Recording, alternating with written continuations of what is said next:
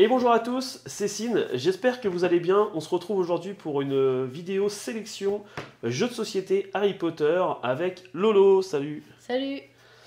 Et on va vous présenter un petit peu la gamme de jeux de société qu'on a sur le thème donc de Harry Potter et vous dire un petit peu ce qu'on en pense. Si ça peut vous permettre de choisir pour quelqu'un que vous voulez, à qui vous voulez offrir un jeu Harry Potter à Noël ou pour vous-même, j'espère que ça vous aidera à déterminer quel jeu vous convient le plus. On y va, donc on a 5 jeux, c'est ça, 3, 4, 5 jeux à présenter, voilà, 5 jeux à présenter. N'hésitez pas à laisser un petit pouce bleu et à vous abonner. Et on commence tout de suite avec un jeu que tout le monde connaît de base, puisque nous sommes avec le Cluedo. Le Cluedo Harry Potter. Est-ce que tu peux nous en parler un petit peu du Cluedo? Donc c'est un Cluedo quand même assez classique, hein. Il faut retrouver le coupable avec l'arme du crime et dans quel lieu ça s'est déroulé. Après les lieux, c'est des lieux de Poudlard, enfin même pas que Poudlard, Non, parce pas que je que crois qu'il y a Poudlard, ouais. Gringotts aussi. C'est ça. Donc voilà, ce sont des lieux de l'univers Harry Potter.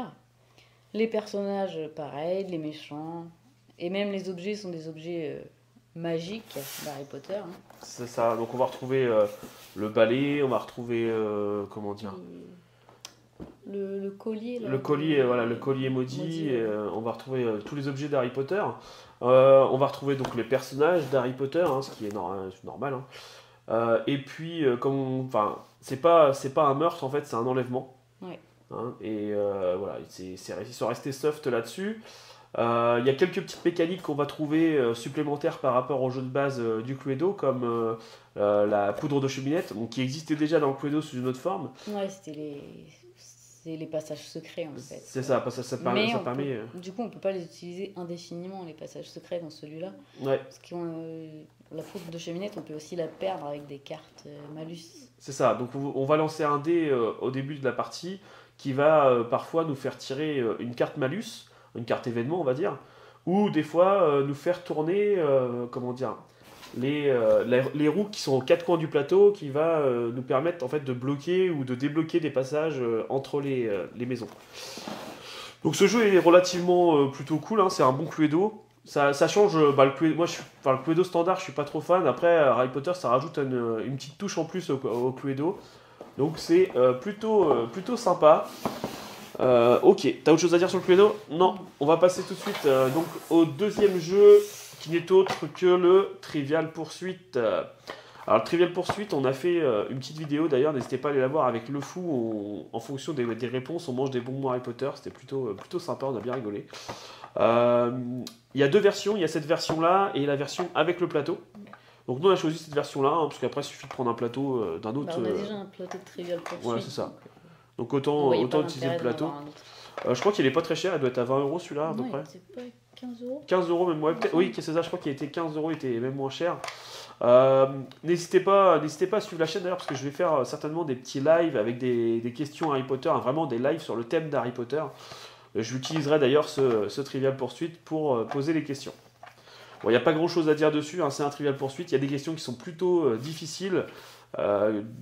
Franchement, des questions où on n'aurait pas su répondre. Sur les potions, sur les sortilèges, tout, c'est vraiment très pointu. C'est ça. Donc il faut vraiment avoir regardé les films aussi. et lu les livres. Lu les livres, parce que il doit même y avoir des différences, je pense. Donc voilà, Trivial Poursuite, jeu pas cher et très sympa à jouer à plusieurs. Hein. Voilà, c'est des questions sur le thème d'Harry Potter. On va passer au troisième jeu que j'ai présenté il n'y a pas si longtemps que ça sur la chaîne. C'est le tournoi des trois sorciers. Alors, le tournoi des trois sorciers, c'est un... Alors, on me l'a fait remarquer en commentaire, et c'est vrai que ça s'en rapproche. C'est un peu le jeu de loi version Harry Potter, avec voilà, des subtilités en plus, des mécaniques en plus. Il y a les dragons qu'on n'a pas, par exemple, dans le Les dragons, dans le jeu de les loi. cartes sorts, voilà. Ils ont essayé de rajouter un petit peu des parties Harry Potter dessus. Comme on le disait dans le test, c'est un jeu qui est plutôt réservé aux plus jeunes. Ouais. Hein. On va dire que là, donc déjà, c'est un jeu qui joue de 2 à 3 joueurs et âge 8 ans et plus. Mais je pense qu'à partir de 14-15 ans, c'est pas trop le jeu où on va jouer tous les samedis soirs. Par contre, c'est vrai que plus jeune, c'est plutôt sympa. Voilà, bah écoutez, n'hésitez pas à aller voir la vidéo, on a fait le test de ce jeu il n'y a pas si longtemps que ça, donc n'hésitez pas à aller voir la vidéo. On va passer maintenant à on va dire notre top 2 des jeux préférés Harry Potter quand même, hein, parce que là on arrive vraiment dans le lourd de chez lourd, c'est vraiment les gros jeux, bah, d'ailleurs lourd, hein, comme je dis, c'est les lourds.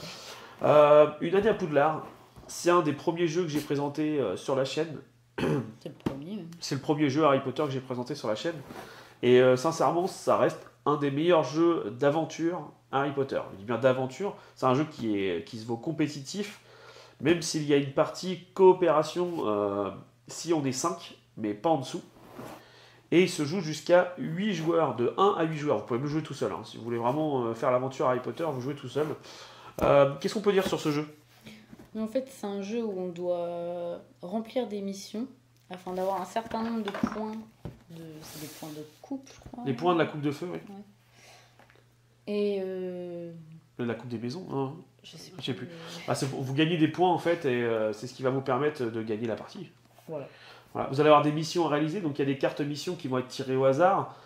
Sur ces cartes, vous allez devoir récupérer des objets. C'est pour ça que vous allez vous déplacer sur un plateau, et pour aller récupérer ces objets pour pouvoir finir les missions. À la fin d'une mission, vous allez affronter un monstre. Si vous le tuez, vous gagnez le nombre de points qui est écrit sur la carte mission. Ce jeu il rajoute une partie aussi Quidditch. Vous allez pouvoir faire défier quelqu'un avec qui vous jouez au Quidditch et faire un match de Quidditch avec. Voilà. J'ai fait d'ailleurs la vidéo aussi. Hein. J'ai fait la vidéo sur le Quidditch parce que pourquoi je vous dis ça ? Parce qu'en fait les règles sont très difficiles à comprendre. Et je le vois hein, par rapport à la vidéo que j'ai fait sur une année à Poudlard, j'ai eu pas mal de questions sur les règles. Et ça manque de clarté sur les règles. Et je pense que c'est propre aux 2 premiers jeux Harry Potter qu'on vous présente, donc celui-là puis celui d'après. C'est vrai que c'est pas très très clair en fait. Ouais, tous les jeux, bon, à part le Cluedo et le Trivial Pursuit, où là on connaît les règles.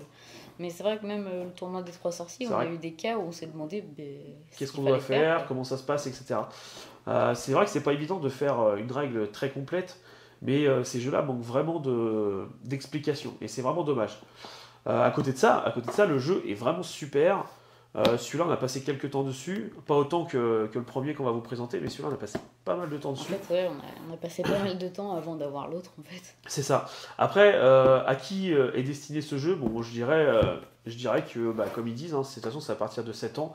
Je pense que dès 7 ans, on peut commencer à y jouer. Ouais, 7 ans, ça fait peut-être un peu juste. Je pense que c'est peut-être un peu long pour un enfant de 7 ans après. Ouais, c'est vrai que peut-être, à voir. Après, ça dépend s'il aime vraiment l'univers. Ouais. Après, c'est un très bon jeu. Franchement, il est vraiment bon. Ce qui nous a, enfin, on va en parler après, mais ce qui nous a fait jouer plus à l'autre, c'est vraiment le côté coopération. C'est très rare de trouver un jeu coopératif et voilà. Un bon jeu coopératif. Un bon jeu coopératif, parce qu'on a essayé d'autres jeux, hein, dont notamment Zombicide, qui est un jeu coopératif aussi. Je l'ai pas trouvé trop mal, j'ai bien aimé, mais pas au niveau de celui d'après. Bon allez, on va passer tout de suite sur ce jeu-là d'ailleurs.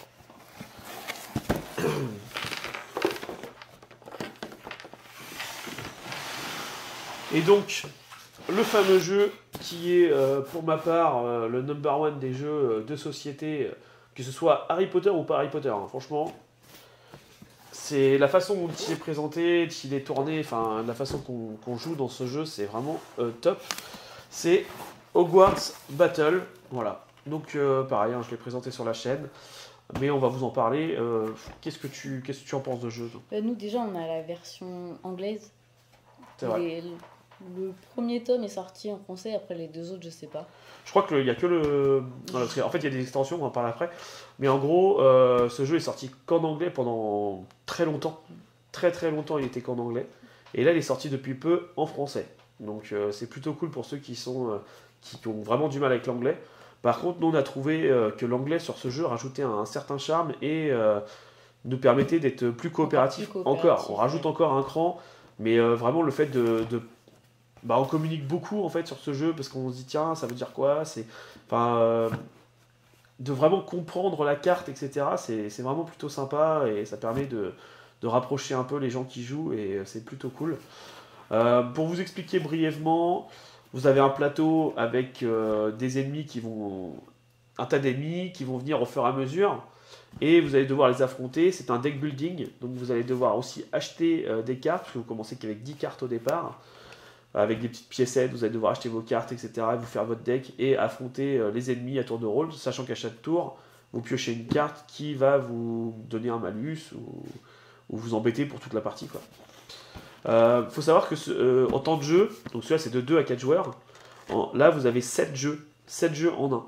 C'est-à-dire que vous commencez avec un niveau vraiment facile avec un jeu, et plus vous allez progresser jusqu'au 7e jeu, plus la difficulté va augmenter.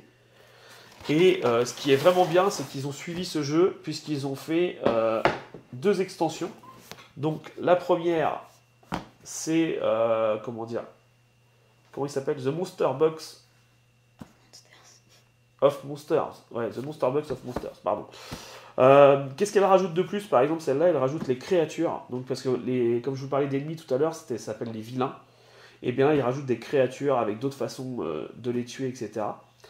Et il rajoute aussi Luna. Parce que je ne vous l'ai pas dit. Donc, là, vous allez pouvoir incarner Harry Potter, Ron, Hermione ou Neville, qui ont tous leurs capacités. Et là, vous allez pouvoir rajouter Luna. On va pas la rajouter, c'est remplacer Enfin, vous allez pouvoir, les personnages existants par Luna. C'est ça, vous allez pouvoir choisir de prendre Luna comme personnage principal. Et il y a peu de temps, ils nous ont sorti la 2e extension qui rajoute les potions. Et les charmes. Et les charmes, donc de nouvelles habilités, tout ça. Parce qu'en fait, le jeu, la difficulté du jeu augmente, mais vos capacités à battre le jeu augmentent aussi, ce qui est plutôt logique. Il faut savoir que là, vous aviez, dans le base, vous avez 7 jeux. Là, vous en avez 4 de plus, et là, 4 de plus. Je peux vous dire, vous avez de quoi faire avec ce jeu. Bon, bien sûr, ça a un coût. Hein, faut savoir que la version française, il n'y a que le jeu de base pour l'instant. Si vous voulez vraiment en français, mais bon, je pense qu'avec le jeu de base, déjà, il y a de quoi faire. Ouais. Alors, vous avez compris, hein, c'est vraiment notre jeu préféré, donc c'est pour ça qu'on le vend beaucoup, on va dire. Et si vous cherchez vraiment un bon jeu Harry Potter, je trouve que celui-là n'est pas assez connu, en fait. Il n'est pas assez connu, vrai, ouais. mais il est sorti, c'est vrai qu'il y a très peu de temps en français. Le fait qu'il soit pas sorti en français, c'est ça. Plutôt... C'est vraiment dommage parce qu'il est vraiment, ce jeu est vraiment bien. Donc n'hésitez pas à partager la vidéo et à parler de ce jeu si vous connaissez, si vous connaissez quelqu'un qui cherche un bon jeu Harry Potter, n'hésitez pas à parler de ce jeu, quoi. Voilà, je crois qu'on a tout dit, notre sélection de jeux Harry Potter. Hein. Est-ce que tu as autre chose à rajouter Juste dans la 2e extension du coup de Hogwarts Battle, on va rajouter un personnage, on peut jouer du coup à 5. C'est vrai, je l'ai pas dit. À 5. Et le nouveau personnage, c'est Ginny. Voilà, donc il y aura Ginny en plus et vous pouvez sélectionner Ginny. Et alors c'est vrai que de 2 à 4 joueurs, ça peut paraître peu. Bon, nous, personnellement, on joue beaucoup à 3. On a joué quelques fois à 4, mais c'est très rare. Je sais pas si on arrivera à jouer à 5 pour vraiment tester la partie 5 joueurs, mais bon, on y arrivera un jour. Mais il faut maîtriser l'anglais, il faut des gens qui ça fait pas peur l'anglais, quoi. Voilà.